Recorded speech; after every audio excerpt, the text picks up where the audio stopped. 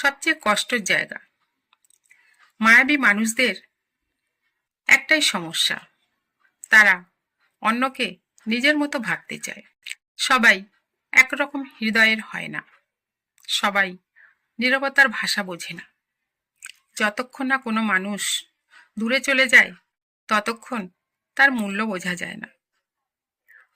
সঠিক মানুষের মূল্য বোঝা যায় তখন, যখন তাকে আমরা হারিয়ে ফেলি। তাই আজ নিজেকে প্রশ্ন করুন, আমি কি এমন জায়গায় মায়া ঢেলে দিচ্ছি যেখানে নিজের কোনো মূল্য নেই?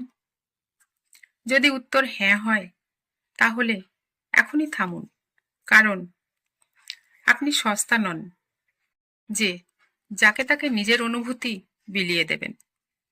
মায়া যদি রাখতে হয়, রাখুন সৃষ্টিকর্তার উপর। নিজের আত্মসম্মান বাঁচিয়ে রাখুন। মানুষকে গুরুত্ব দিন, নিজেকে তুচ্ছ করে নয়। সবাই আপনার মতো হবে না, এটা মেনে নিন। সবাই কদর করবে না, এটাই বাস্তব।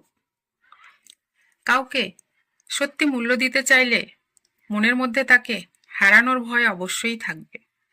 নীরবতাও তার কাছে গুরুত্ব পাবে। আসলে মায়া কোনো দুর্বলতা নয়, কিন্তু ভুল মানুষের কাছে মায়া দেখানো অপ্রয়োজন।